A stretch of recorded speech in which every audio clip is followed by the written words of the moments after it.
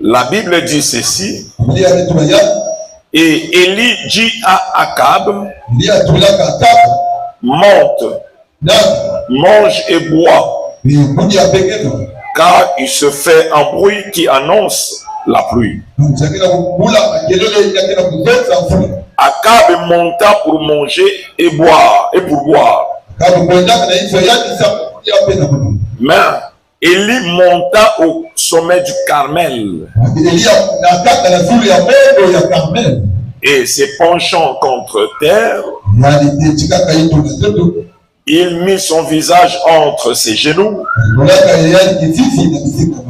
et dit à son serviteur, monte, regarde du côté de la mer. Le serviteur monta, il regarda et dit, il n'y a rien. Et il dit 7 fois, retourne.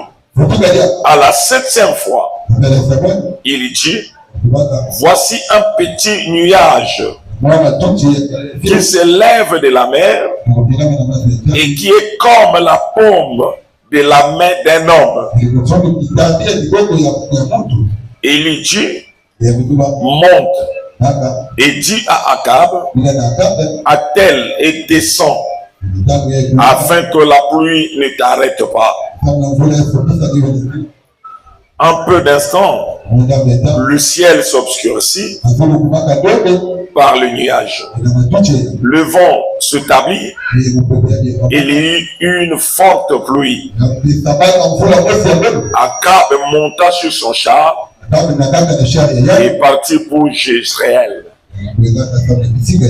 Dieu de grâce, nous t'avons dédié cet instant, puisque nous sommes des simples instruments, nous sommes des simples humains.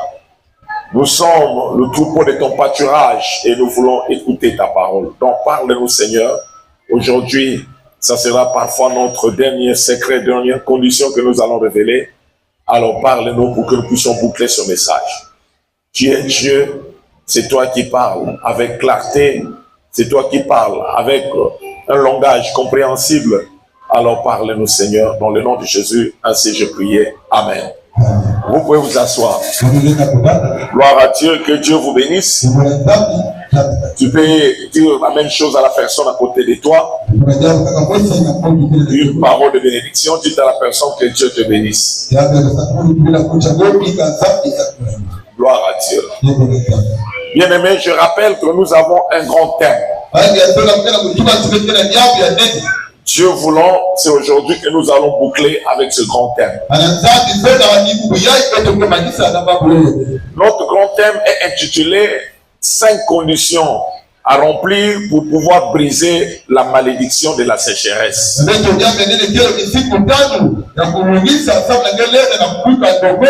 Si je veux briser dans ma vie la malédiction de la sécheresse, je dois savoir qu'avec Dieu, il y a des conditions à remplir.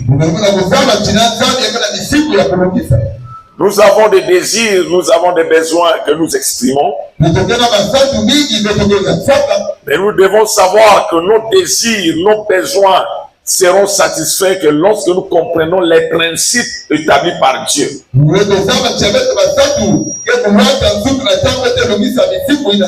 Parce que nous sommes des chrétiens, nous sommes des croyants. Nous avons besoin de notre Seigneur Jésus-Christ pour satisfaire nos désirs. Pour répondre à nos préoccupations, nous avons besoin de Jésus-Christ. Dans la vie de chrétien, si Jésus n'agit pas, il n'y a personne d'autre. Je parle de chrétiens. Nous n'avons que Jésus dans notre vie. En dehors de Jésus, nous n'avons personne d'autre. Notre secours en nous ne peut venir que de Jésus-Christ. Parce que nous sommes chrétiens. Nous sommes croyants. Et alors, si tu constates la malédiction de la sécheresse dans ta vie, il te faut savoir que cette malédiction ne peut se briser que lorsque tu accomplis les principes tels qu'établis par Dieu.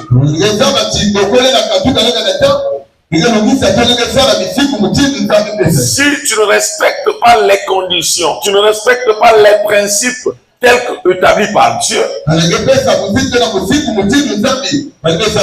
et alors il n'y aura pas un autre moyen pour que la malédiction de la sécheresse soit brisée. Aujourd'hui, nous allons boucler ce thème. Voilà pourquoi je vais me permettre de rappeler rapidement les 5 conditions. Et donc la 5e fera l'objet de notre enseignement d'aujourd'hui. Vous allez vous souvenir qu'au départ, tout au début là, nous avons localisé, sinon expliqué l'origine de la malédiction de la sécheresse dans la vie de croyants.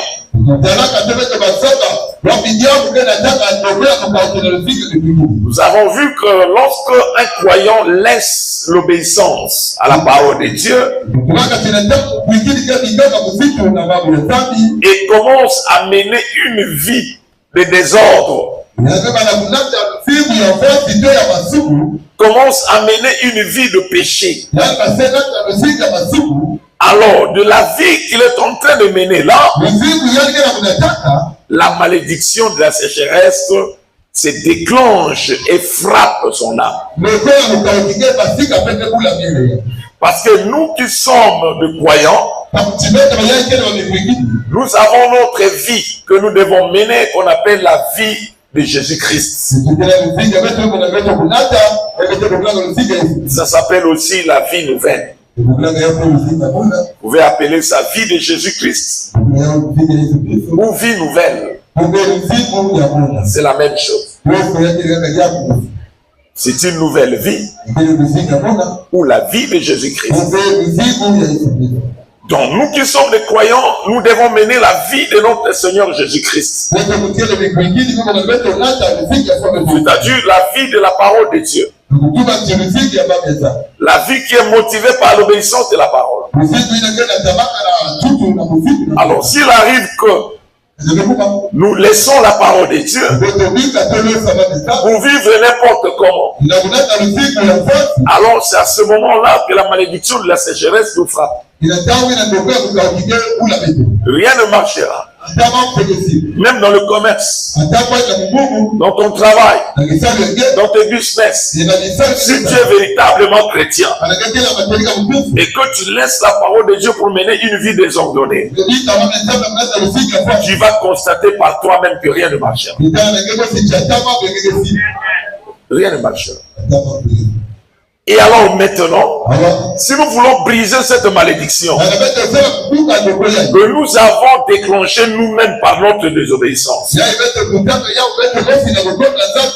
du fait que nous avons eu le temps à se carter de la parole de Dieu, si nous voulons briser cette malédiction, la première des conditions était de retourner d'abord à l'Éternel, de faire le retour à la parole de Dieu, de considérer encore la parole qu'on avait laissée tomber, de vivre cette parole, de la pratiquer. Cela va déclencher l'intimité et la communion avec le Seigneur. C'était la première condition. Amen. Gloire à Dieu. Maintenant que nous sommes retournés, si tel est le cas, dans la parole de Dieu que nous avons laissée, avec une décision poussée par la conviction, une décision qui est certaine, et que nous sommes retournés véritablement dans la parole que nous avons laissée, il nous faut maintenant passer pour pouvoir accomplir la deuxième condition. Je vous ai dit que les conditions telles que établies devront être respectées étape par étape. On ne peut pas sauter une condition pour pouvoir observer l'autre. Donc celui qui ne retourne pas dans la parole ne peut pas passer à la deuxième condition. Donc prenez les conditions évoquées comme telles, selon l'ordre de la manière dont nous allons appliquer. On ne peut pas sauter une condition pour pouvoir appliquer une autre. Si de la foi vous êtes là, on acclame pour le Seigneur.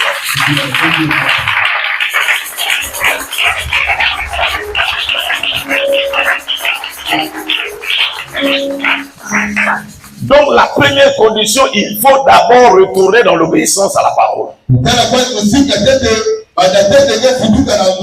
Tu dois d'abord retourner dans l'obéissance à la parole.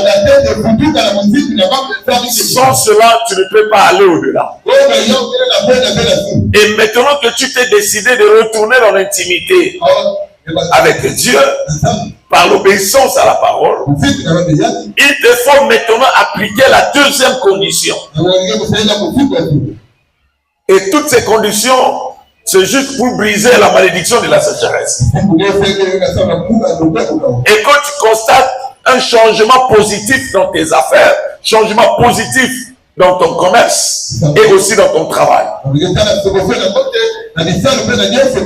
Je voulais rappeler à une personne avant d'avancer. Tel que nous sommes en train de boucler avec les 5 conditions aujourd'hui. Si tu constates que rien ne marche dans ta vie, tu n'as qu'à vérifier. Si et seulement si tu appliques les conditions. Est-ce que vous avez compris? Parce que quand quelque chose est déjà révélé, cela nous appartient. Quand elle est cachée, cela appartient à Dieu. Dès lors que Dieu nous a révélé, notre implication est de rigueur. On ne dira pas que Dieu fasse comme il veut. Non, il t'a révélé. Maintenant, il exige ton implication. Si tu ne t'impliques pas, rien ne changera. Vous avez compris? Donc, la première condition, retourne d'abord dans la parole que tu as laissée. Respecte la parole de Dieu, obéis à la parole. Deuxième condition, enseigne ton entourage. C'est-à-dire quoi? Sors de l'entourage païen. Parce qu'un croyant ne peut pas vivre en amitié avec des païens. C'est comme si la nuit et le jour se mettaient ensemble et faisaient un atelier commun. Cette deuxième condition ne veut pas dire que nous puissions nous séparer de toute personne, tout simplement parce qu'elle est païenne. Non, on peut avoir une relation en qualité de collègue parce que vous travaillez ensemble. Vous êtes des collègues, vous travaillez ensemble. Vous êtes des collègues, vous fréquentez ensemble. Oui, vous participez, n'est-ce pas, dans le même travail. Et par rapport à cela, vous êtes des collègues. Mais être collègue ne veut pas dire être ami. C'est ça le problème. On peut être des collègues, mais on n'est pas amis. La relation d'amitié, c'est une relation qui tombe beaucoup plus vers l'intimité. Où vous partagez certains secrets. Ça, c'est la relation d'amitié. Comme nous avons l'habitude de dire, nous mourons ensemble, nous vivons ensemble. Ça, c'est l'amitié. Est-ce que vous comprenez? Ça, c'est l'amitié. On peut être voisins et on vit dans la même parcelle, mais on n'est pas forcément amis. Il ne faut pas dire par là, donc je vais quitter le monde alors. Parce qu'on ne peut pas être avec les autres. Être avec les autres n'est pas synonyme d'être en amitié. Même dans le Seigneur, nous sommes ensemble des chrétiens, mais nous ne sommes pas forcément amis. Est-ce que vous comprenez? Nous sommes tous des chrétiens, mais nous ne partageons pas l'amitié forcément. Vous comprenez? Ici, on parle d'amitié. Donc, quand tu retournes à la parole, quitte aussi le milieu païen. Parce qu'un chrétien ne peut pas vivre avec les païens dans la vie païenne. Donc, tu dois gérer ton entourage. La Bible dit ceci: la mauvaise compagnie corrompt les bonnes mœurs. Donc, si tu es mal accompagné, et donc ceux qui t'accompagnent, tes compagnons, peuvent détruire ta foi par leurs conseils. Voilà la raison pour laquelle un chrétien qui comprend la parole de Dieu ne peut pas solliciter le conseil à propos de sa vie auprès d'un païen. Est-ce qu'ici en Israël, il n'y a pas de sages pour que toi, tu puisses choisir une païenne pour qu'elle te conseille? Ici en Israël, ici, il n'y a pas de sages. Lorsque tu vois un chrétien ou une chrétienne auprès d'un païen ou d'une païenne solliciter le conseil sur sa vie, il faut comprendre tout simplement que c'est un chrétien de nom, mais pas un chrétien de vie. La Bible dit, même quand nous avons des problèmes entre nous, la Bible dit, nous ne devons pas aller plaider auprès des païens. C'est-à-dire, entre nous à l'église, on peut avoir des antécédents, des conflits. C'est tout à fait normal. Là où il y a des gens, il peut y avoir des écarts de pensée. Nous sommes des humains. Mais je ne peux pas quitter l'église pour aller chez un païen et je commence à parler à propos de ma soeur de l'église. Si tu fais ça, sache que tu as des problèmes avec Jésus. Ce n'est pas normal. Ici en Israël, ici, il n'y a pas de sage pour vous conseiller et arranger ce problème. Oui, si c'est un problème qu'on n'arrive pas à soumettre aux sages ici, donc c'est un problème dont le soubassement est un péché.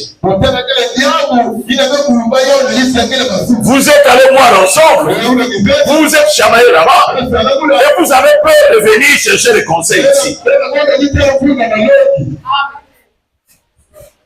C'est clair. C'est clair. Dans le soubassement de problème, c'est un péché. Alors on préfère aller vers le monde de péché pour résoudre ce problème. Un chrétien ne peut pas aller chercher le conseil à propos de sa vie. Je dis bien à propos de sa vie. Je ne parle pas à propos de sa profession. Parce qu'à propos de la profession, un païen pourra t'aider. C'est une question d'intelligence. Est-ce que vous comprenez? Mais à propos des choses qui concernent ta vie, un païen n'a pas de conseils. Il va te désorienter. On a vu les femmes qui ont connu des divorces. Tu vas voir un divorce dans un couple. Mais allez-y demander en fait les gens pour savoir le cause qui a engendré le divorce là. C'est la seule qui est allée chercher les conseils chez une païenne. Regarde-moi à la maison là-bas, je ne comprends rien. Les gens que tu as en train de demander conseil, elles ont détruit ta relation. Là, j'ai parlé comme un prophète. Vous comprenez? Peu importe, même si ça barde, toi tu es chrétien, toi tu es chrétien, viens ici en Israël. Ici en Israël, il y a des conseillers, il y a des conseilleurs, ceux qui ont la sagesse de Dieu, ils peuvent te conseiller. Ce n'est pas parce que la dame qui vit avec toi dans la parcelle, est plus âgé que toi. Et tu vas voir dans son âge la sagesse. Ou le papa qui vit avec toi dans le quartier, comme les cheveux sont devenus blancs, tu vois dans ses cheveux blancs la sagesse. Quelqu'un qui n'a pas Jésus dans sa vie n'est pas sage. Je parle tout haut, s'il vous plaît. Je parle tout haut. Sinon, je vais vous demander de me définir la sagesse. Comment quelqu'un qui sait que Dieu existe, Dieu existe, et il a été créé, mais il ne donne pas sa vie à Dieu, et tu dis il est sage à cause de ses cheveux? Non, il n'est pas sage. Parce que s'il était sage, il allait d'abord donner sa vie au Seigneur. C'est ça la sagesse. Celui qui craint Dieu, celui-là est sage. Voilà la raison pour laquelle le commencement de la sagesse, c'est qu'on appelle le ABC de la sagesse, c'est la crainte de Dieu. Alors si quelqu'un ne craint pas Dieu, il n'est pas sage. Peu importe ses cheveux blancs. Je dis peu importe. Il n'est pas sage. Sa sagesse en réalité est une forme d'idiotie. Je n'ai pas été dur, Justin. On acclame pour le Seigneur. Je n'ai rien ajouté pour plus qu'on ait tenu rigueur. C'est la Bible qui dit la crainte de Dieu est le commencement de la sagesse. Alors si quelqu'un ne craint pas Dieu, donc il n'a même pas le commencement de quoi? C'est pas moi. Alors toi tu es chrétien, c'est auprès de telle personne que tu vas présenter ta vie afin d'avoir une orientation. Ici en Israël, il y a des sages qui le sont par la grâce de Dieu. Viens demander conseil, on va t'orienter. Gloire à Dieu. Alléluia. Et c'était notre deuxième condition. Deuxième condition. Et donc il faut sortir de l'entourage païen.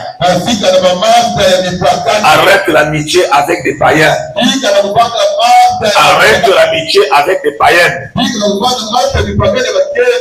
Parce que si les païennes avec qui vous avez un lien d'amitié vivent dans les désordres, toi aussi tu seras mal qualifié.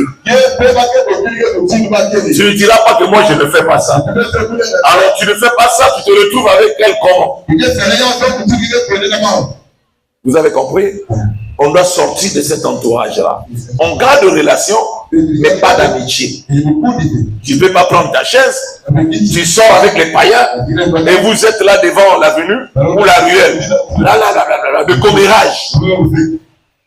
Et quand on va dire que quelqu'un avait cité le nom de l'autre, bagarre, bouffe, toi aussi on cite ton nom. Et c'est toi qui seras mal vu. Tout le monde dira, celle-là pris dans une église, quand vous traversez le pont, dans 40 km, et tu seras mal vu. Vous comprenez? Voilà pourquoi il faut éviter de s'asseoir avec des païens dans des commérages avec des païens. Évite ça. Tu auras des problèmes un jour. Les païens ont volé quelque part, ils se retrouvent, ils sont en train de faire leur deal. Et toi aussi, tu prends la chaise, tu t'assois. La police descend. Oh non, moi je suis frère. J'ai même ma Bible ici. Mais toi, avec ta Bible, tu fais quoi là? Vous comprenez? Ne vis pas avec des païens en amitié. Mais il peut y avoir de relations. Pas d'amitié. Vous avez compris? Troisième condition.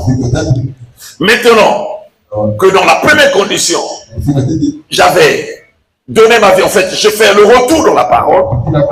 Je considère maintenant la parole pour vivre d'après ce qu'il est écrit. Je sors de l'entourage païen. Maintenant, dans la troisième condition, tu dois bâtir ton cœur pour Dieu. Il faut maintenant que ton cœur devienne un autel pour Dieu. Est-ce que vous comprenez?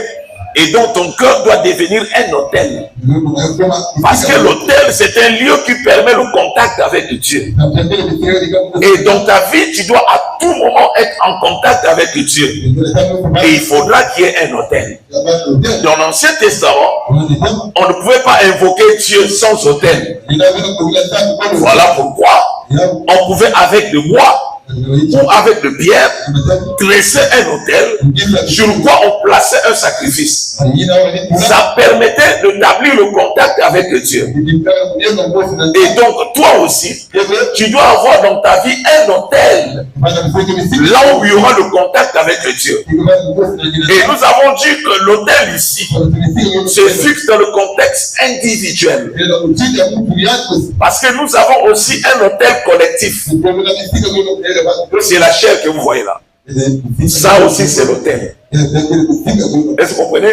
Et même l'église est considérée aussi comme l'autel. Le lieu où nous nous rendons pour pouvoir établir le contact avec Dieu.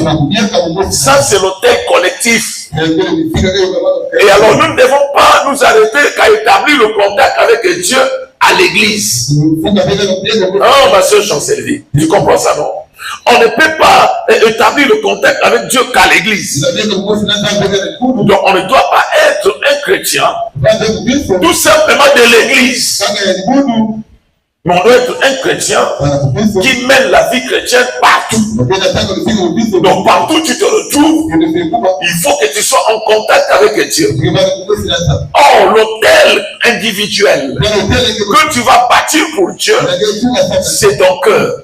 Il faut consacrer ton cœur à Dieu pour que Dieu utilise ton cœur comme un lieu d'intimité. On en a beaucoup parlé. C'était la troisième condition. Ton cœur doit devenir un autel pour Dieu. Pour que l'intimité se tape. Tu dois donner à Dieu tout ton cœur. Tu ne dois pas avoir devant Dieu un cœur qui est partagé.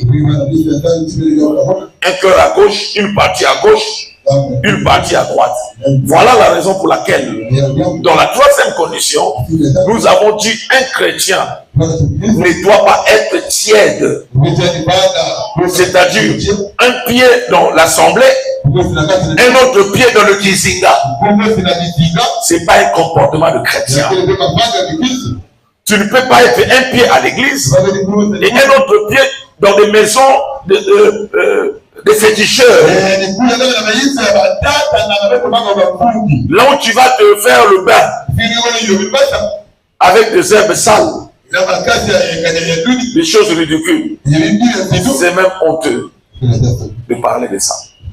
Ça va? Tu ne peux pas être comme ça. Tu ne peux pas être un pieux à l'église. Tu crois au Seigneur Jésus. Tu attends qu'il fasse quelque chose dans ta vie. Et de l'autre côté, tu crois aussi à une savonnette. Tu crois au Seigneur Jésus. Tu attends qu'il fasse quelque chose dans ta vie. Et de l'autre côté, on t'a donné une huile. Sous prétexte que quand tu vas appliquer sur toi, tu auras tous les hommes du monde. Et même les blancs et les fous. Ce n'est pas normal. Si tu crois au Seigneur, crois qu'en lui. Allons à lui seul. Tu dois attendre tout que de lui seul. Notre Jésus est tellement puissant. Il est tellement puissant. Il n'y a rien qu'il ne puisse pas faire. Alors crois en lui. Ne sois pas quelqu'un qui a le cœur partagé.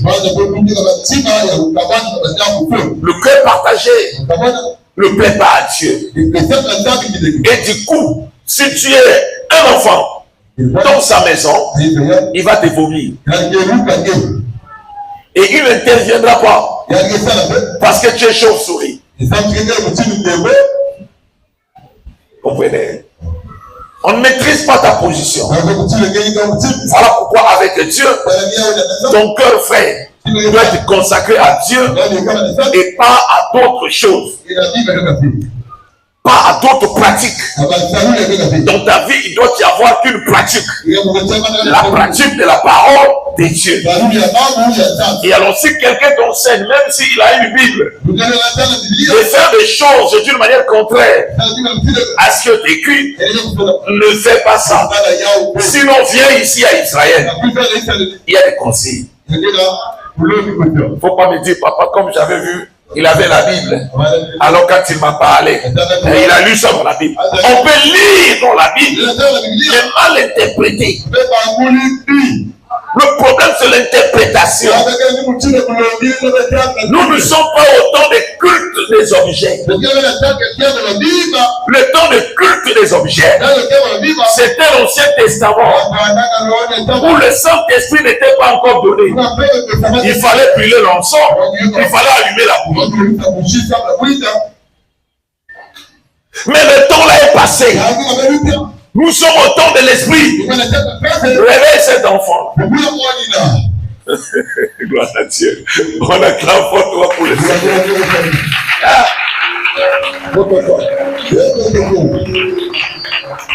Est-ce que vous comprenez cela?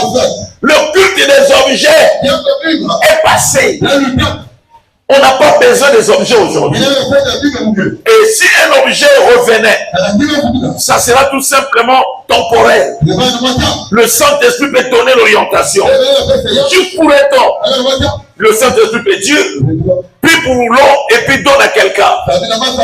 Et donc ça vient aussi. Mais on n'aura pas des cultes de eau. Pour chaque culte, il faut acheter une bouteille d'eau. Ça, c'est le culte des objets. Le Saint-Esprit n'est pas d'accord. C'est une forme d'idolâtrie. Les gens vont retenir ce qu'ils voient plutôt que de retenir ce qu'ils entendent. Ils vont s'attacher à des bouteilles d'eau plutôt de s'attacher au Seigneur Jésus.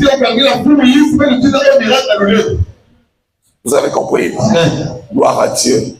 Je ne vais pas m'attarder là-dessus parce que ce sont que des rappels. Gloire au Seigneur Jésus. Son amour est en train d'augmenter pour cette église. C'était troisième condition. Frère, ton cœur doit être totalement à Dieu. Si tu as un problème, tu auras la solution. Si ça ne vient pas vite, ça viendra avec le temps. Tu dois être patient pour ça. Mais ne mélange pas. Sinon, auprès de mon Seigneur, si tu mélanges, tu n'auras rien. Tu vas passer ton temps et ne te donnera rien. Que Dieu soit loué. Alléluia. Quatrième condition, c'est ce qu'on avait vu mercredi. Notre quatrième condition, nous devons préparer le cœur, qui est l'autel, à recevoir à tout moment la sémence. Le cœur doit être préparé à recevoir à tout moment la sémence de Dieu. Parce que dans la quatrième condition, nous obtenons de Dieu le statut d'épouse. Et maintenant, dans ce statut d'épouse, nous avons une relation d'époux et épouse. Et étant maintenant devenu épouse, notre Seigneur a besoin de l'intimité avec nous.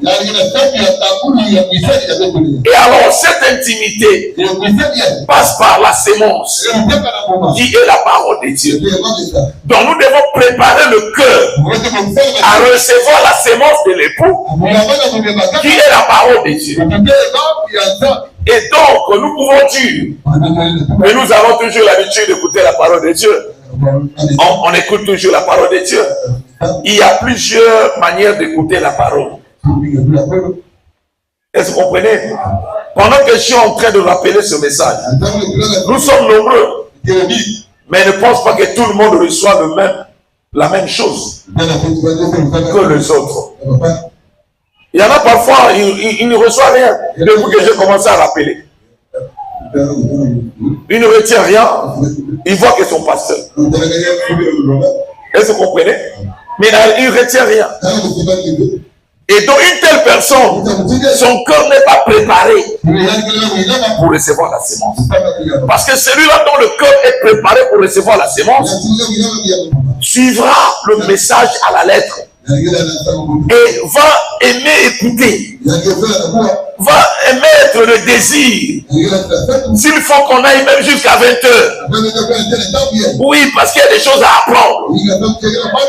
Là, c'est un cœur qui est préparé. Mais un cœur qui n'est pas préparé, c'est un cœur qui est désintéressé. Malgré qu'on est à l'église, on n'est pas intéressé. On n'est pas intéressé. La parole de Dieu, ça rentre. C'est un cœur de Thomas. Vous vous souvenez encore de l'enseignement sur Thomas, non? Ça rentre ici, ça fait quoi? Ça sort de l'autre côté. Mais le cœur ne retient rien. C'est un cœur de Thomas. Alors si on a le cœur de Thomas, c'est que le cœur n'est pas encore préparé pour pouvoir recevoir la sémence. Alors ne pense pas que la malédiction sera brisée aussi longtemps que ton cœur n'est pas préparé pour la sémence. D'ailleurs, je vais vous dire tout court que ce qui fait que la pluie tombe, ce qui fait que la pluie tombe, donc la chose qui fait que la pluie tombe, c'est la sémence qui est en toi. Vous comprenez? La pluie, c'est quoi? C'est la bénédiction. Comprenez? Maintenant, si tu veux que la pluie tombe sur toi, qu'est-ce qui fera attirer la pluie sur toi? C'est la sémence qui est en toi. Parce que la sémence qui est en toi est aussi une eau. Est-ce que vous comprenez? Ce que nous avons en nous, la sémence, la parole de Dieu est une eau. L'eau de la parole. Oh, la pluie ne peut pas tomber si l'eau ne s'évapore pas. Si l'eau d'en bas n'est pas absorbée. Je ne vais pas aller trop loin. Nous savons très bien que la pluie provient de la terre. Les enfants de l'école. C'est la chaleur qui frappe la terre, qui fait évaporer l'eau d'ici-bas. Et quand ça monte, ça va se condenser pour tomber sous forme de la pluie. Donc la pluie qui tombe commence par ici. Dans le désert, la pluie est rare. Et même pratiquement inexistante. C'est à cause du fait que dans le désert, il n'y a pas d'eau. Vous comprenez? Donc il faudrait qu'il y ait l'eau d'en bas pour que lorsque la chaleur va frapper, ce temps-là monte sous forme de vapeur. Et ça va se condenser pour donner la pluie. C'est ce qui a fait que c'était l'eau que Élie avait ordonné qu'on déverse sur l'autel. C'était ce temps-là qui avait fait que la pluie tombe.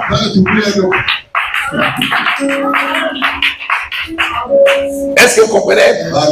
Et lorsqu'il a imploré le ciel, le feu est descendu. Aujourd'hui, le feu, c'est l'action du Saint-Esprit. Et quand le feu est descendu, la Bible dit le feu a absorbé l'eau. Et c'est ce eau-là qui est monté pour se condenser et devenir la paume des mains de Dieu afin que la pluie tombe. Vous comprenez cela? C'est-à-dire, si tu n'as pas l'eau en toi, tu n'auras pas la pluie.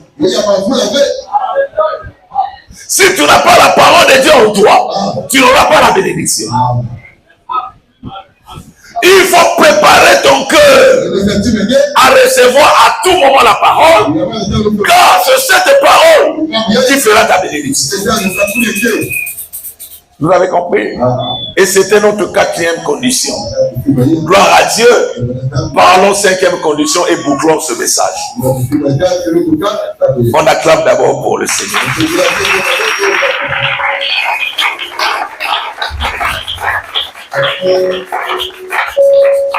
Voilà, cinquième condition.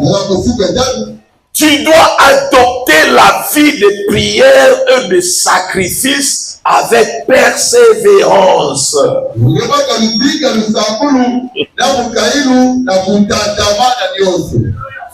Tu dois adopter une vie de prière, de sacrifice, avec persévérance. Ça, c'est la dernière condition. Si tu n'aimes pas la prière, rien ne changera dans ta vie. Est-ce que vous comprenez? Tu peux pratiquer la parole sauf la prière, parce que la prière, la vie de prière est aussi un élément dans l'obéissance à la parole de Dieu. Et donc l'obéissance à la parole de Dieu doit être totale. On doit obéir à la totalité de la parole. Mais si tu ne pratiques pas la vie de prière, tu n'as pas une vie de prière stable, pas la vie de prière collective. Tu pries ici, tu rentres à la maison, tu dors pour toi. Nous parlons ici de la vie de prière individuelle. Parce que tu cherches à briser la malédiction de la sécheresse dans ta vie. Et donc tu dois t'engager toi-même dans une vie de prière et de sacrifice. Et ça doit être fait avec persévérance. Combien de chrétiens ont une vie de prière en privé accompagnée de sacrifice? Ils sont combien? Beaucoup parmi les chrétiens ne prient pas. Même dans l'église, le modérateur souffre. Tu vas voir quelqu'un, pendant que le modérateur est en train d'envoyer des sujets de prière, il fait semblant de se balader comme quelqu'un qui prie. Mais même quand nous nous regardons, on sent que celui-là ou celle-là ne prie pas. Tu vas voir quelqu'un à l'église, en train de se balader. Je ne sais même pas ce que tu es en train de dire. On ne sait pas. Ça prouve qu'en individualiste, tu n'as pas une vie de prière. Parce que quelqu'un qui a une vie de prière individuelle et que cette vie de prière individuelle est intense, quand il vient à l'église, on saura que tel est un prieur. Si tu n'as pas l'habitude de prier chez toi à la maison, tu n'en auras pas ici à l'église cette habitude-là. Et ça sera visible. C'est visible. Quelqu'un qui est habitué à prier, je dis habitué, comme la cinquième condition nous oblige. La cinquième condition nous oblige d'adopter une vie de prière et de sacrifice avec persévérance. Alors quelqu'un qui prie déjà et qui a cette habitude-là, une fois à l'église, va mettre en mal le modérateur. C'est-à-dire pour arrêter une telle personne, ça sera difficile. Parfois tu es en train de battre le maître pour qu'elle arrête, mais là on te déconne. Parce que l'habitude est une seconde nature. Comment tu vas me dire ici à l'église, tu n'arrives même pas à prier pendant une minute? Et tu vas me convaincre qu'à la maison, tu as l'habitude de prier. Non, c'est faux. C'est faux.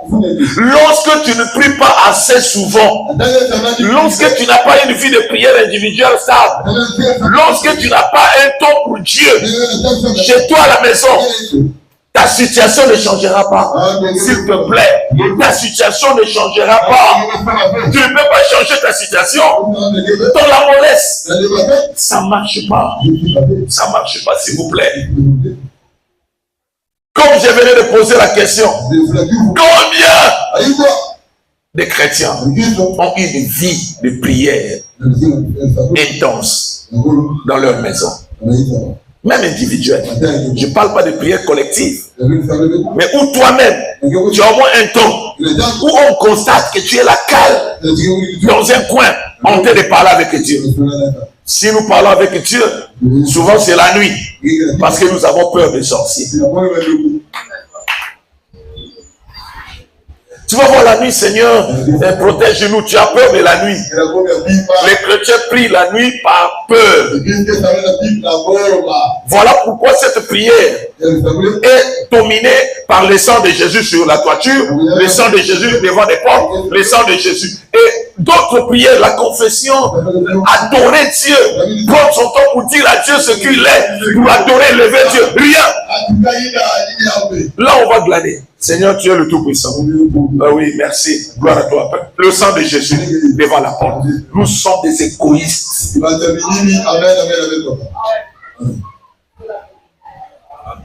Laisse-moi te dire, tu peux prendre 1 heure, ma soeur, à adorer, sans demander le sang de Jésus. Tu auras un sommeil tranquille.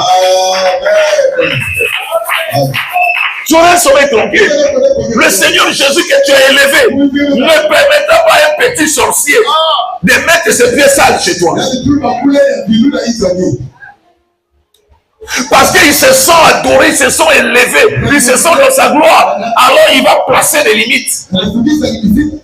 Même les humains mal intentionnés ne pourront pas entrer chez nous. Parce que tu as élevé le Seigneur. Mais nous passons le temps seulement la nuit, on regarde à l'extérieur, on a peur.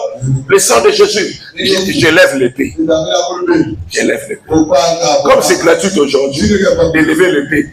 Tout le monde peut élever. J'élève l'épée sur la toiture. C'est lui qui va oser entrer, que l'épée frappe. Dans la prière que tu connais, c'est seulement frapper les gens avec l'épée. Et le matin, quand tu te réveilles, tu laisses l'histoire d'épée. Maintenant, c'est ton commun. Seigneur, on voit la clientèle. Celui qui viendra envoûter ma table. Égoïste. C'est ce que nous sommes, nous. Le peu de temps que nous prenons dans la prière, ce n'est que le temps de demander des choses pour nous-mêmes. Mais Dieu ne se retrouve pas. Or, ici, tu dois avoir un temps. Il faudrait que tu aies un temps pour Dieu, chez toi à la maison. Plus tu parles à Dieu dans la prière, plus Dieu augmente le niveau de contact avec toi. Dieu se sont dépaysés avec toi. Ils se sont dépaysés. C'est pas normal. On ne peut pas être un bavard. Quelqu'un qui parle trop pendant la journée. Même les voisins là-bas, ils sont fatigués. Mais devant Dieu, tu ne parles pas. C'est pas normal. Dieu a besoin de nous. Comme les êtres humains qui sont tout autour de nous ont besoin de nous aussi. Est-ce que vous comprenez? Quand tu es dans un milieu où c'est toi qui anime, les gens auront toujours besoin de toi. N'est-ce pas? Mais Dieu veut se sentir aussi animé. Donc il faut parler avec Dieu. Alors, hein? Si tu n'as pas le temps de parler avec Dieu, alors Dieu n'aura pas aussi le temps. Parce qu'il va te répondre en quoi donc? Et par rapport à quoi? Non. N'admets pas une vie de prière que lorsque tu as des problèmes.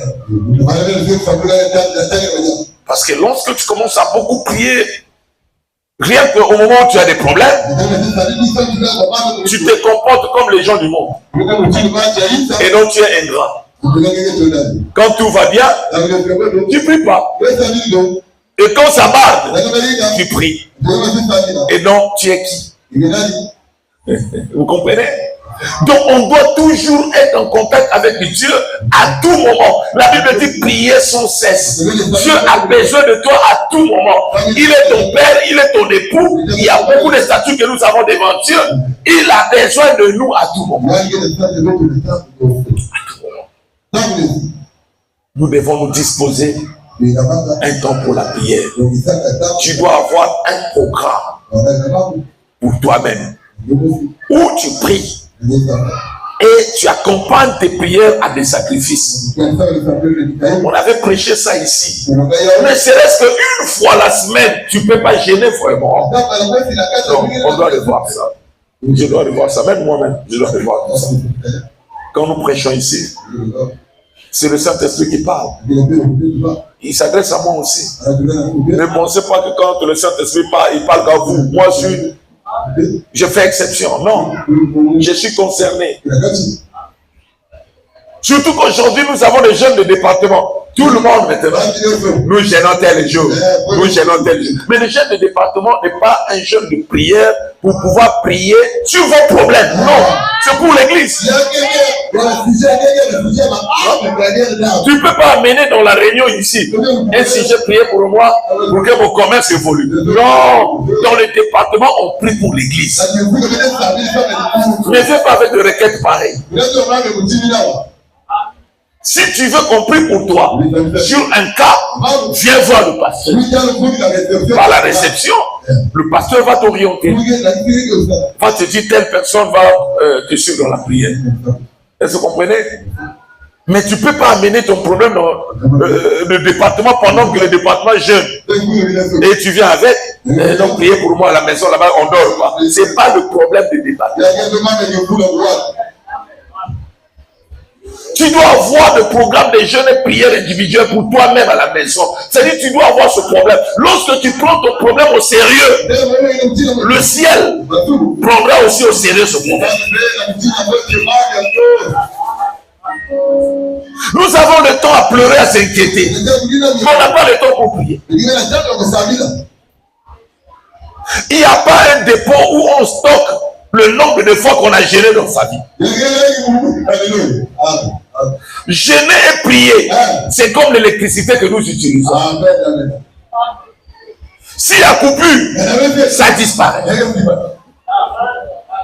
Il faudrait que l'électricité soit toujours là pour que nous ayons la lampe allumée. Tu ne peux pas venir avec esprit. L'année passée, j'avais beaucoup gêné. C'est que tu avais gêné l'année passée, Tu as bien dit l'année passée. Mais nous ne sommes pas l'année passée. Cette année, c'est 2025. Il n'y a pas un stock de prière pour dire, moi, dans les années passées, je priais beaucoup pour ce problème. Mais pourquoi tu as arrêté? Cinquième condition nous dit, ça doit être suivi de la persévérance. Qu'est-ce que cela signifie la persévérance? C'est-à-dire tu dois aller jusqu'au fond, tu dois user de la force, tu dois user de la constance. Tu dois être déterminé, ne jamais se relâcher. Ne jamais se relâcher. Aussi longtemps que Jacob n'a pas reçu la bénédiction de l'ange, il dit je ne te laisserai pas. Même si j'ai mal, je ne te laisserai pas. Ah, l'ange a dit à Jacob, désormais tu seras Israël. Et l'histoire de Jacob a changé. Et toi tu veux changer ton histoire. Tu veux changer ta situation. Distraction sur distraction. Distraction sur distraction. Distraction sur distraction. Comme les enfants peuvent s'amuser dessus.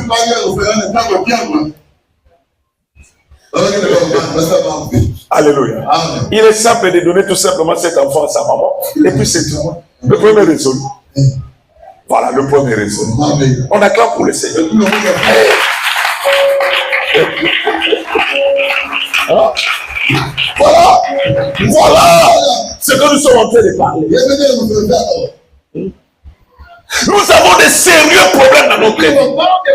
Mais nous ne sommes pas sérieux nous-mêmes par rapport aux problèmes que nous entourons. Les chrétiens et chrétiennes ne sont pas sérieux par rapport aux problèmes qu'ils endurent. Lorsque tu reçois un chrétien ou que tu reçois une chrétienne, il te parle, elle te parle de ses problèmes. Tu peux dire c'est vrai, mais pose-le la question. Tu as gêné combien de fois? Ou quel est donc le programme de prière que tu as établi par rapport à ce problème? Ah papa, laisse. Il faut prier pour moi. La mollesse ces derniers temps. C'est-à-dire tu n'es même pas sérieux par rapport à ton problème. Et tu veux que ça change. Ça ne peut pas changer. Aussi longtemps que nous allons nous accrocher à la distraction, nous allons penser que les choses sont faciles. Nous ne pouvons pas aller loin. On ne peut pas avoir la solution de Dieu. Troisième condition, plutôt cinquième condition Adopte une vie de prière individuelle, accompagnée de sacrifices. Et ça doit être suivi de la constance, la détermination, la persévérance. Aussi longtemps que ta situation n'a pas changé, n'arrête pas. Comment tu veux dire? Je suis fatigué, papa, laisse. J'ai arrêté même de prier. Je suis fatigué. Tu as arrêté de prier. Voilà pourquoi rien ne changera. Parce que tu as arrêté. Quand tu arrêtes de prier, tout s'arrête. Tu ne peux pas dire à Dieu, souviens-toi de moi par rapport à des jeunes prières que je faisais dans le passé. Arrêtons des chansons pareilles. Parce qu'il y a une chanson dans ce sens-là. Tout ce que j'avais vécu de jeunes prières pour toi, nous ne gênons pas pour Dieu, nous gênons pour nous-mêmes. Ne dis pas que j'ai gêné pour toi. Toi, tu es gêné pour Dieu. Dieu a quel problème pour que toi, un humain, tu puisses gêner pour lui? Nous gênons pour nous-mêmes. Nous nous sacrifions pour nous-mêmes. Lorsque je me sacrifie à servir Dieu, je me sacrifie pour moi-même. Parce que là, quand j'irai au ciel, il y a une récompense par rapport au sacrifice que j'ai fait. Seigneur, regarde comment je me suis sacrifié pour toi. Toi, tu sacrifies pour Dieu. Toi, c'est n'importe quoi. Nous disons n'importe quoi. Et là, on est dans une prière, Seigneur. Je me suis sacrifié pour toi. Seigneur, regarde ce que je fais. Regarde le sacrifice. Oui, tout ce que nous faisons, nous récoltons cela comme une récompense. Et donc, c'est pour notre propre bénéfice. Si je fais un don à l'église, je fais ça pour mon propre bénéfice. Parce que jamais un humain peut aider Dieu. Tu vas aider Dieu encore. Dieu peut faire ça, tac, la toiture change. Il fait encore tac, le plafond entre. Et toi, tu vas aider Dieu encore. Moi, je vais aider Dieu encore. Un humain ne peut pas aider Dieu. Tout ce que nous faisons à l'église, les dons que nous donnons, frère, c'est pour notre propre intérêt. Parce que quand Dieu va regarder, il dit, ah, comme il a fait ça dans mon œuvre, moi je lui dois. Et c'est toi qui es bénéficiaire. Vous avez compris? On doit changer le langage et surtout ne parlons pas à la manière des ignorants. Si tu n'as pas une vie de prière stable, chez toi à la maison, tu es toujours dans la distraction. Et la prière de la va-vite. La prière de la va-vite.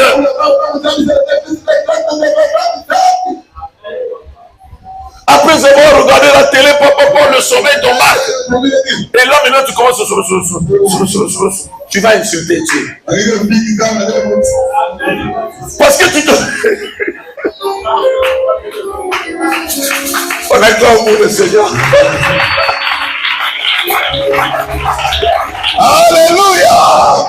C'est-à-dire, tu ne te rends même pas compte de ce que tu es en train de dire. Oh, merci. Amen. Tu dors pour toi. Et tu dis, c'est une prière.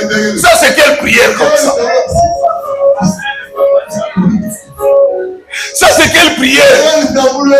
Et tu attends aussi, Seigneur, avant de dormir, j'avais prié. Comment se fait-il qu'on m'a étranglé? Tu n'as pas prié. Tu n'étais pas sérieux. Voilà pourquoi ta prière n'était pas efficace. Et donc, le sorcier t'a étranglé. Comment je peux concevoir ça? Que j'ai prié vraiment. Et un serpent va me suivre la nuit. Je ne sais que courir. Le serpent sur quoi la Bible dit? Tu marcheras sous les serpents. Tu marcheras sous les scorpions. Tu marcheras sous la puissance de l'ennemi. Oh! Et aucune puissance ne pourra te nuire. Mais toi toute la nuit. Quelle course! Toujours en train de courir la nuit. Des poursuites, tu cours toujours. Tu cours. Et tu trouves ça normal? Vie de prière. Vie de prière. Te manque. La vie de prière te manque. Lorsque tu adoptes une vie de prière individuelle, tu mettras les sorciers de ton quartier au mal. Ils seront en difficulté. Parce que chez toi, va s'élever un feu. Oh! Ah non! On ne prie pas. On passe son temps dans TikTok. TikTok jusqu'à ce que tes mégas vont s'épuiser. Et là maintenant ça commence à tourner. Tu attends. Ça c'est quoi le réseau? Non. Tu vérifies comme ça, tu n'as plus rien. C'est alors, Jésus-Christ, je vais dormir, que les sorciers ne me touchent pas. Amen. Tu dors. Distraction sur distraction. Distraction sur distraction. Comment tu vas arrêter la malédiction dans ta vie si à tout moment tu es dans la distraction? Cinquième condition, tu dois être un prieur. Quelqu'un qui est habitué à prier, qui est déterminé, aussi longtemps que sa vie ne change pas, sa situation ne change pas, la bénédiction n'est pas descendue, il priera toujours jusqu'à ce que ça change. Vous avez compris cela? Gloire à Dieu. Et c'est ce que nous venons de lire dans un roi avant de commencer. Et je vais vous expliquer ça rapidement pour terminer. Et à la fin, nous allons épingler un élément très important que nous ignorons.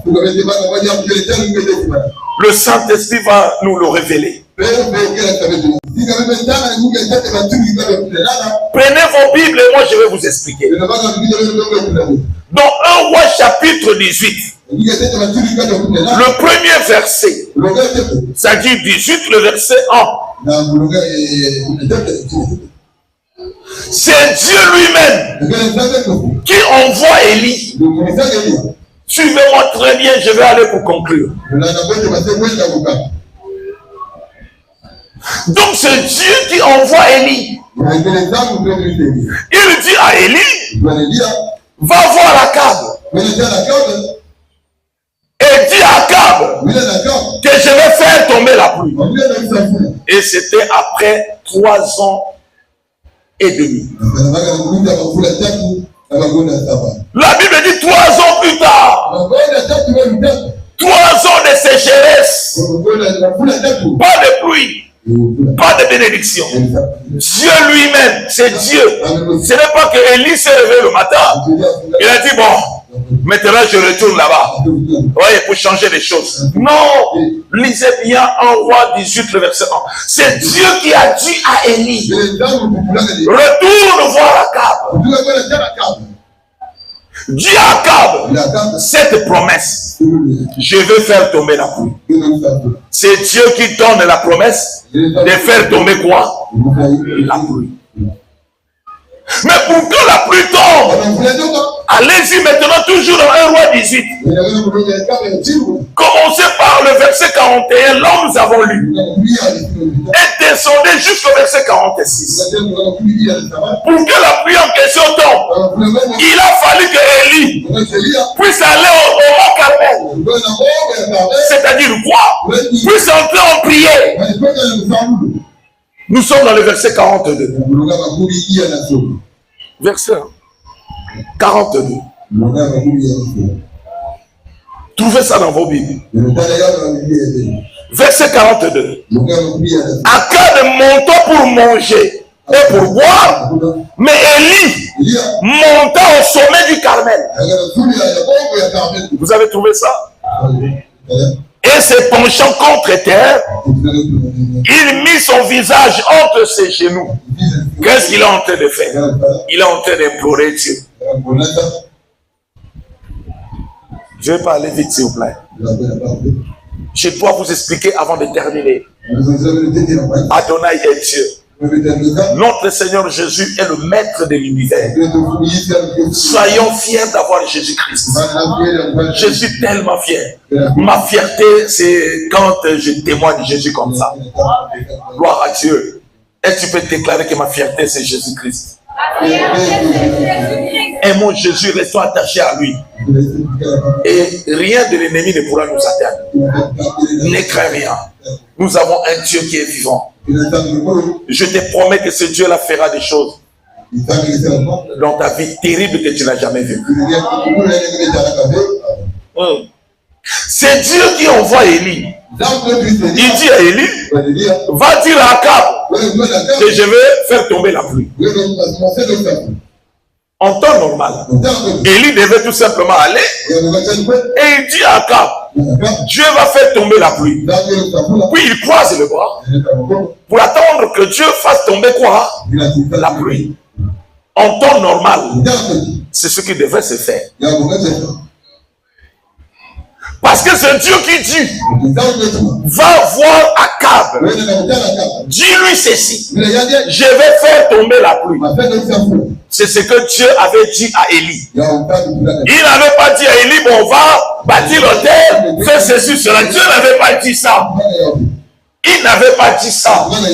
Mais tout ce qu'on a étudié, c'était la procédure qui débouche à la pluie qui devait tomber. Ma soeur, tu comprends ça? Dieu peut te donner une promesse, mais il y a aussi une part de responsabilité qui te revient.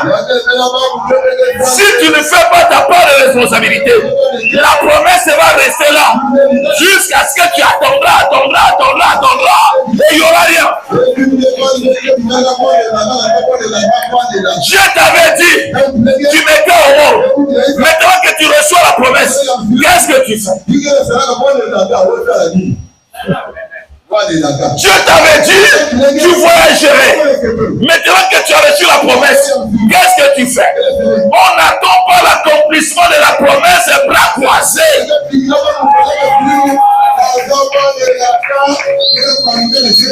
Tu peux dire que c'est Dieu qui avait dit.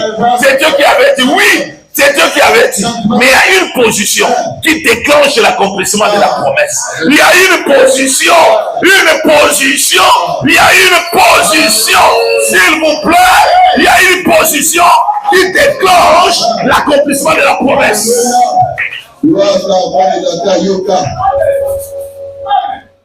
C'est Dieu qui donne les promesses. Mais l'accomplissement, il faudrait que toi aussi, tu joues ta partition.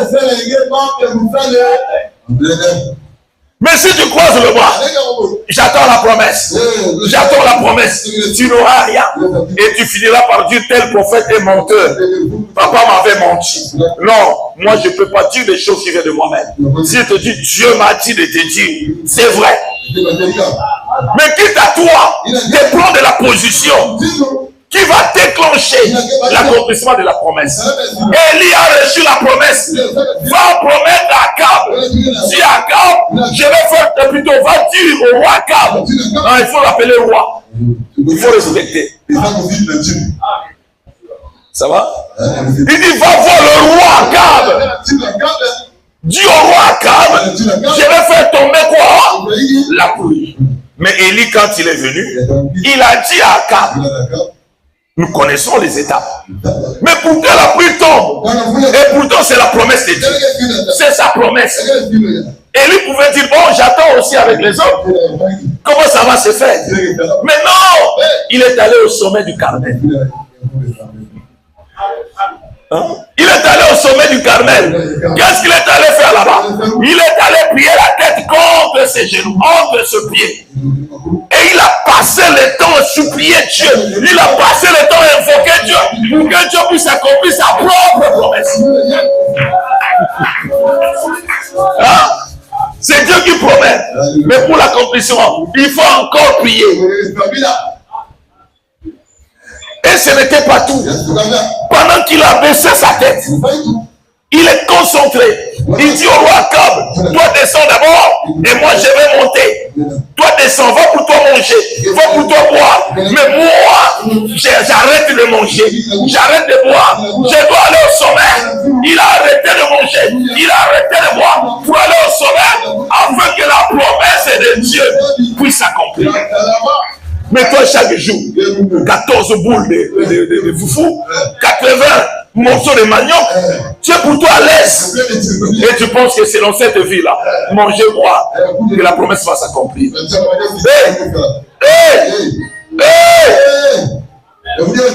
Pour ton problème, tu n'as jamais perdu ne serait-ce qu'1 kilo dans les sacrifices. Que Dieu te bénisse. Où tu es sorti comme ça, on a constaté que tu as perdu du poids. Parce que tu t'es sacrifié dans la prière. Rien, tu manges correctement. Et pourtant tu as des problèmes sérieux. Tu as des problèmes sérieux. Le roi va pour toi manger. Roi Akab, va pour toi boire. Mais moi, pour que cette promesse puisse s'accomplir, je m'en vais au sommet. Il est allé au sommet. Il est allé s'asseoir, incliner la tête au milieu de ce pied.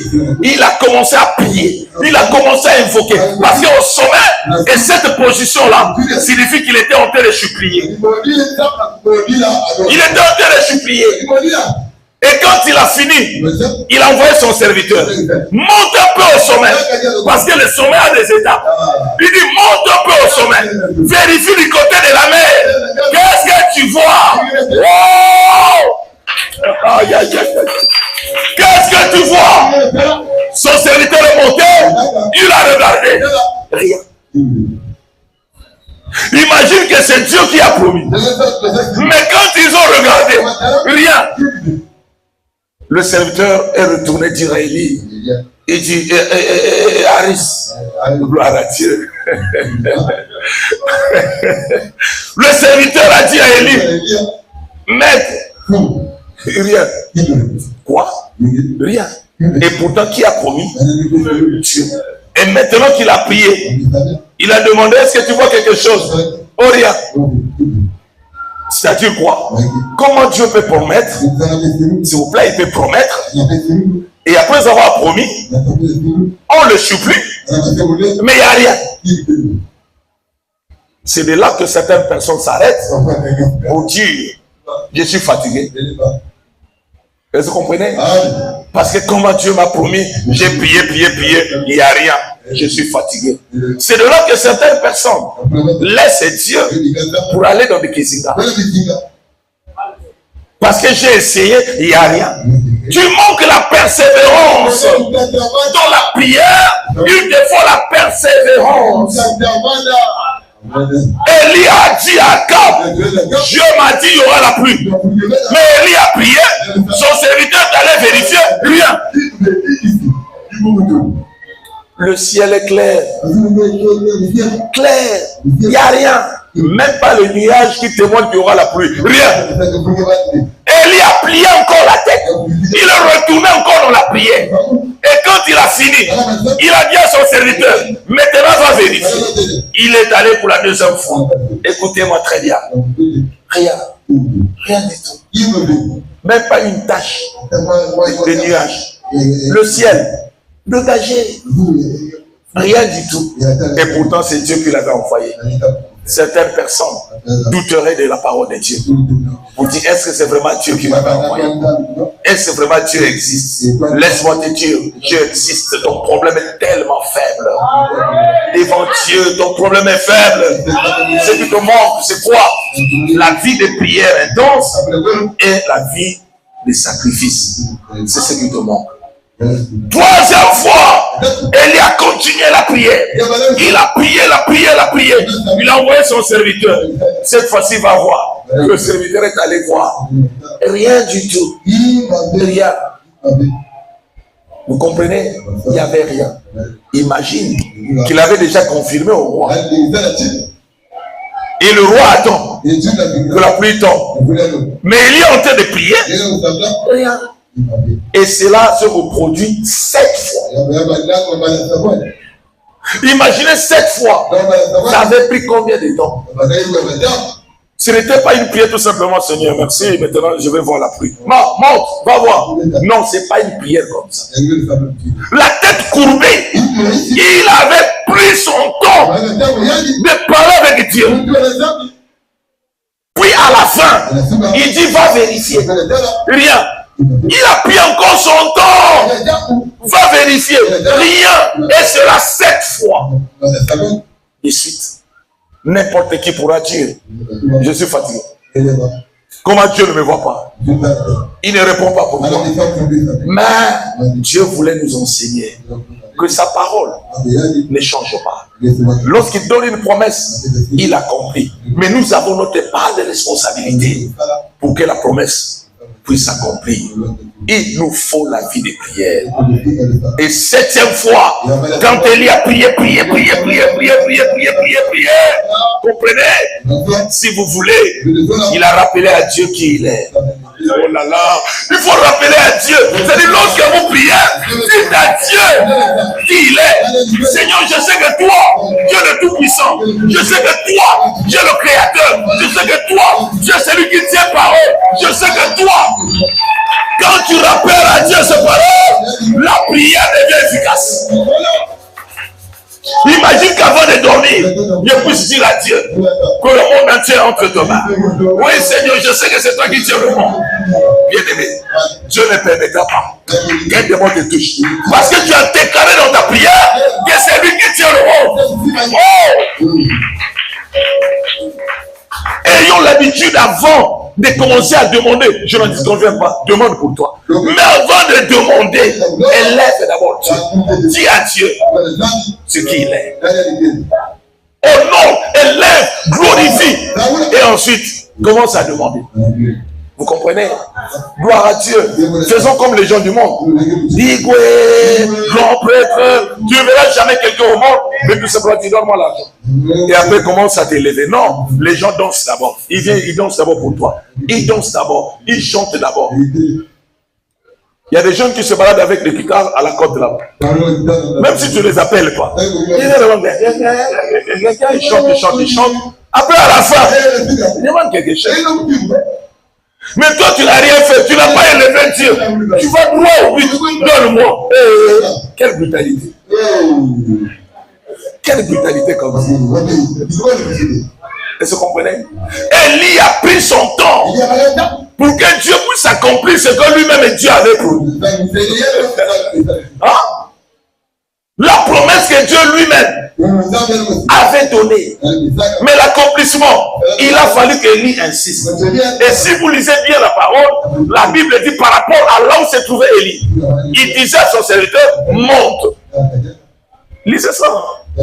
Monte, va voir. C'est-à-dire quoi? Son serviteur faisait de monter et de descendre. Et comprend, c'est une montagne. Il a fait des allers-retours combien de fois? 7 fois. Quelle souffrance! Tout simplement pour que la promesse que Dieu avait faite puisse s'accomplir. Mais nous attendons des promesses. Dans notre confort. Tu vois quelqu'un en train de dormir, dit, oh, ça va s'accomplir. Dieu est un Dieu des promesses. Oh, ça va s'accomplir. Et 1 année, 2 ans, 3 ans, 4 ans, 5 ans, ça c'est quoi?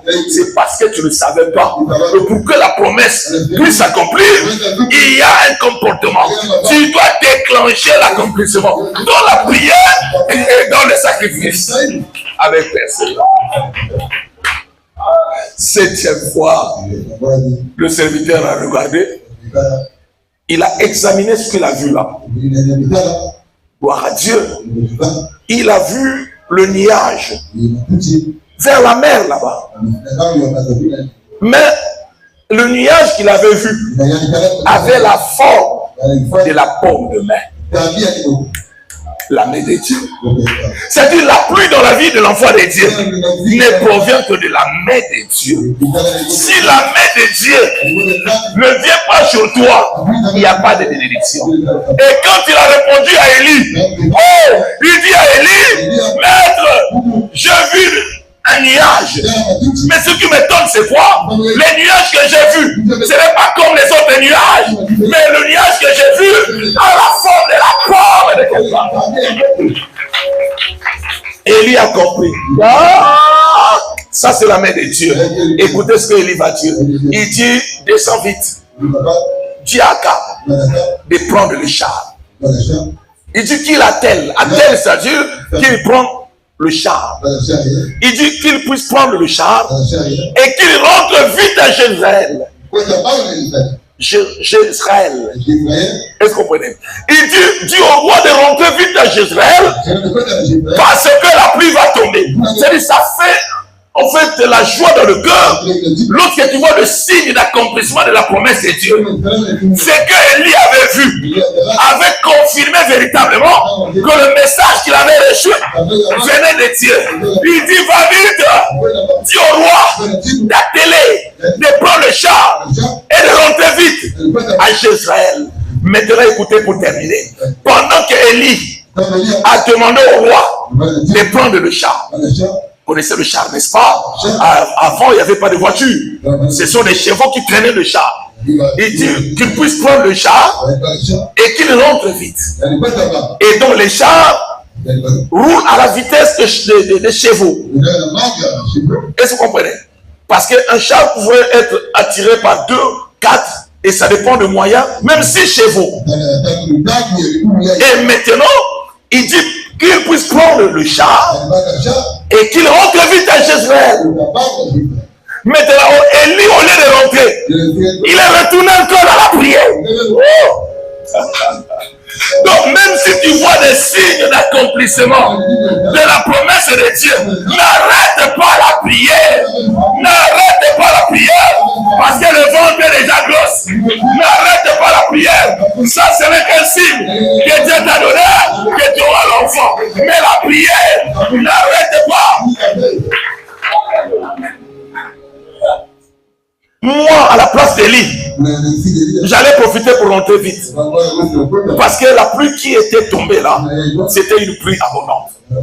C'était terrible. Mais Élie, au lieu de se soucier de rentrer, Élie est retourné encore dans la prière.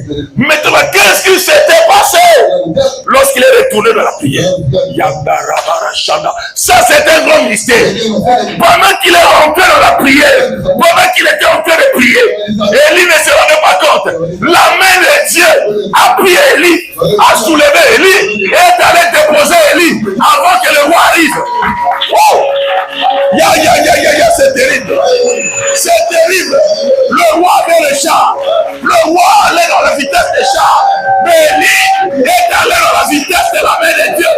Celui que Dieu soulève arrive toujours à temps. Si c'est Dieu qui t'amène, tu arriveras à temps.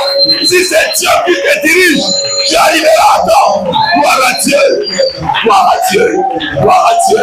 Il est béni celui-là qui passe son temps dans la présence de Dieu. Parce que celui qui passe son temps dans la présence de Dieu, ça ne sera pas une voiture qui va le conduire. Ça ne sera pas un bus, mais ça sera la main de Dieu. Et lorsque c'est la main de Dieu, la main de Dieu qui te conduit, tu vas arriver avant tout le monde. Laisse que cette onction qui te permettra d'arriver avant tout le monde descende sur toi dans le nom de Jésus-Christ. Que cette onction est déterminée par la main de Dieu descende sur toi dans le nom de Jésus-Christ. Que l'onction qui fait que tu sois conduit par la main de Dieu descende sur toi dans le nom puissant de Jésus. Et si tu veux cette onction, lève-toi. Commence à dire à Dieu merci. Merci pour cette onction. Merci pour cette onction. Je veux que tu sois courageux.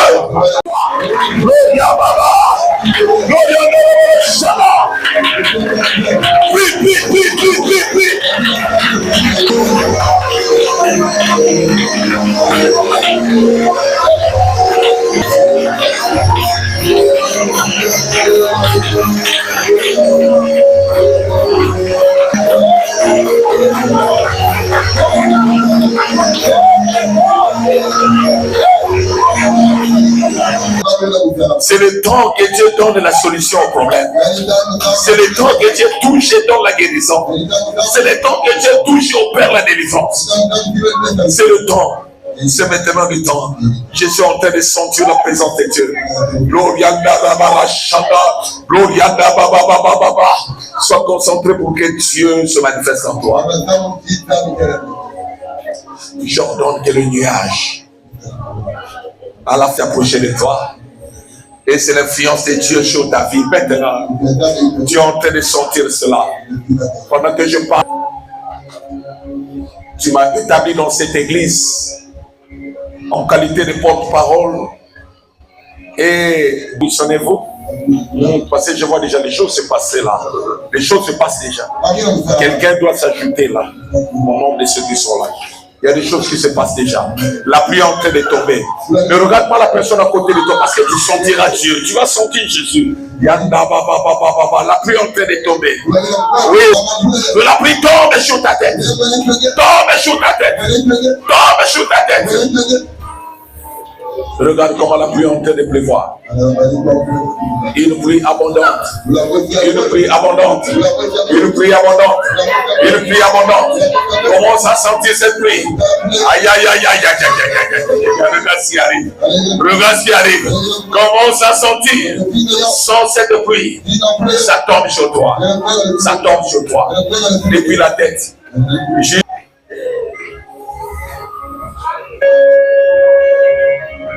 Place au Saint-Esprit de confirmer. Je laisse la place au Saint-Esprit de confirmer.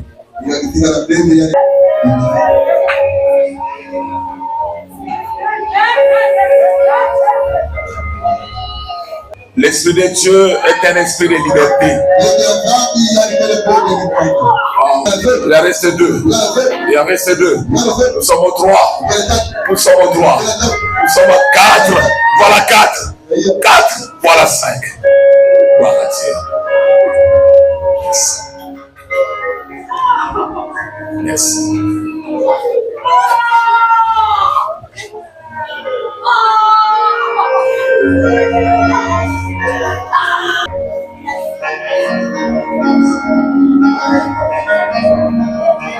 La présence de Dieu est tellement efficace. La présence de Dieu est tellement forte.